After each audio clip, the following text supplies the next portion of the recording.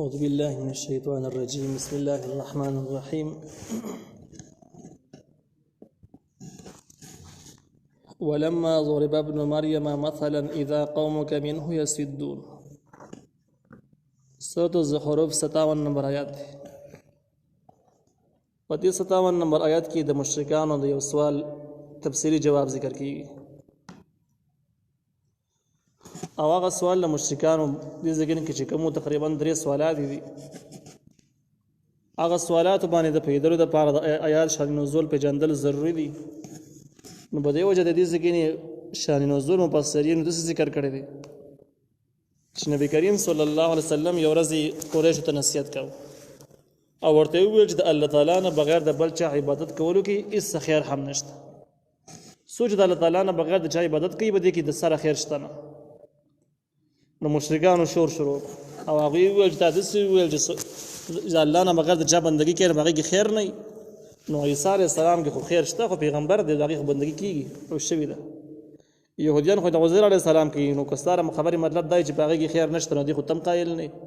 او که باغې کې خیر یې نو بیا خو مطلب دا چې د نیکانو خلکو پیغمبر د عبادت شوی دی ځینې علماء دا ذکر کړی دی چې کله د قران آیات نازل شو چې تاسو ته چا عبادت کوئ نو تاسو ټول به جهنم ته چولای کیږي نو په دې ټیم کې زبعرین یو کافر و چې هغه ټیم کې ایمان نه راوړی هغه ویل چې د دې خبرې جواب ماته معلوم دی او جواب دا دی چې د دې آیت مطلب خدا شو چې تاسو د چا عبادت کوئ نو هغه به الله جهنم ته اچي نو عیسی علیه السلام عبادت هم کیږي خو جهنم ته نه ودیږي عزیر علیه السلام عبادت شوی دی د فرشتو عبادت هم شوی دی او د جهنم ته نه غورځول کیږي دغه ټول سوالات او جوابونه د آیاتونو کې موجود دي نو الله تعالی وایي ولما ضرب ابن مریم هر کله چې بیان شو مثال د عیسی علیه السلام مثلا هر کله چې بیان شو زوی د مریم علیه السلام مثلا په مثال کې اذا قومك نسب قوم منه داغه د وجنه يسدون چغي شروع کړي شور شروع کله چې اعتراض کوونکې د عیسی علیه السلام خبر راوغستل او اعتراض یې وکړو نو قوم خوشاله شو چغي شروع کړي شور واچاو چی پس کار وشو وقالوا او دی ویل الہتنا خیر ای زمون خدایان غوړه دي ام هو کدا عیسی علیه السلام غوړه دي ما زوربوه دوی نه بیانې د عیسی علیه السلام نه لکستا د پاره الا جدرم بغیر د جګړې نه یعنی دا خبر دي د پاره نه کې چې خبر ځان په یو غواړي صرف جګړې مخالفت د بد اخلاقۍ د پاره د عیسی علیه السلام خبر دی راوړي ولا کله دی خو د عیسی علیه السلام پیغمبري په خپل نو قائل بل هم قوم خصمون بلکې دا قوم دی جګړ مار د مخکې جګړ مار دی نو دغه بس خوونه دي الله تعالی جواب کوي ان هو الا عبد نرد عیسی علیه السلام غدا یو بندو انعمنا علیه چې موږ احسان کړو په هغه باندې پیغمبري مدور کړو وجعلناه من غرزول دلرا مثلا یو مثال لبني اسرائیل لپاره د بني اسرائیل نو خلاصې دا شو چې عیسی علیه السلام بنده دی الله په احسان کړو پیغمبري ور کړی و دینه خدای تعالی صفاتونه پکې نشته ولو نشاء زمن خو خو لجعلنا منكم بغرزول واستاسنا ملائکه فرشتي په الارض وزمه کې يخلقون یبل بصیبه پر لا بصیبه رات یبل بصیبه رات له دنیا ته دا بل جواب دا دی چې اصل کې د عیسایانو د عیسی علیه السلام ته خدای تعالی په نظر باندې کتل خدای ورته وایو نو نه دا خبره په آسماني کتابونو کې موجود و نو ته عیسی علیه السلام چرته ویلو بلکې عیسی علیه السلام خو دې خبر تردید کړو خو عیسایان چې کوم خطا شول مدې زګین نه خطا شو د عیسی علیه السلام پلار موجود نو بغیر د پلار نه پیدا شو عیسایانو ته دې خبره کې شک راغی چې دا به خدای ځکه چې کله بغیر د پلار نه پیدا شو الله به پلاری دې شک واچاو الله تعالی وایي چې ګوره بغیر د پلار نه انسان پیدا کول د ناشنا تعجبي خبره ده ځکه چې لدينا مخکې آدم علیه السلام پیدا شو د هغې وسره مور هم نه وه پلار هم نه و مور یې هم نه وه نو چې بغیر د مور او پلار نه انسان پیدا کولی شي بلې بغیر د پلار نه پیدا کول داسې تعجبي خبره شوه بلکې له دې نه ورخ و ناشنا کار الله داسې هم کولی شي داسې قدرت هم لري چې د انسان نه فرشتې پیدا کړي پلار انسان او زوی فرشته راشي په دنیا ته بچی فرشتي داسې هم الله کولی شي په دې باندې هم قدرت لري نو دغه به څه تعجبي خبره شوه چې عیسی علیه السلام پلار نه و په دې وجه باندې خلکو ته شک راغی د خدای په نظر یو ته وکتل نو دا دې ځکه کې دا غي سوال جواب دی چې مشرکان او عیسایان مو ته خدای وایو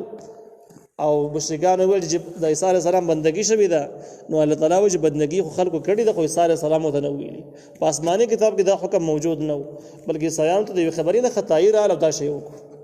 نو دا خو دلیل نشو وانه یقینا دا عیسی علیه السلام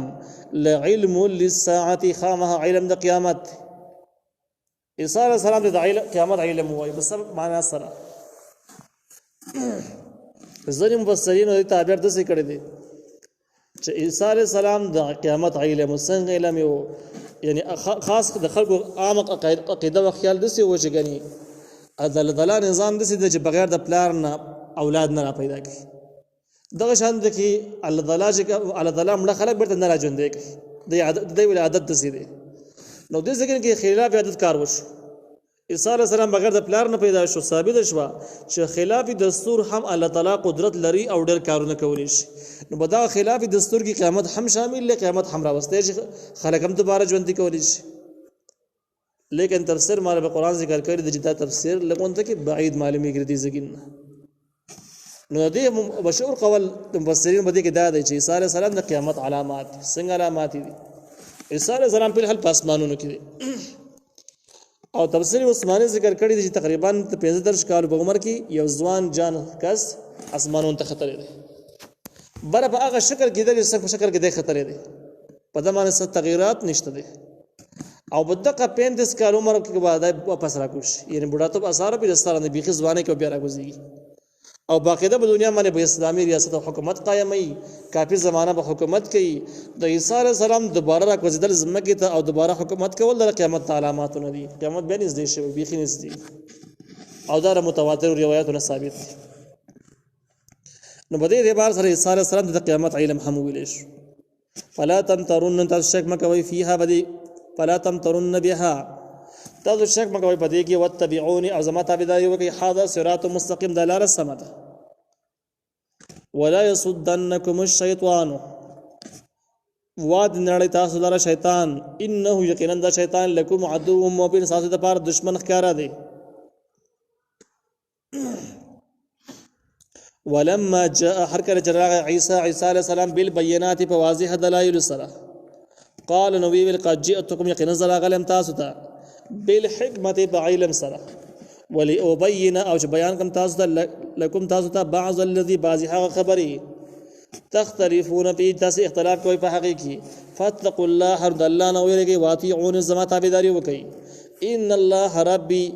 ان الله هو ربي خيرند الله رب زما دي وربكم ساسم رب دي فاعبدوه دق الله تعالی بندگی کوي حاضر صراط مستقيم د الله رسول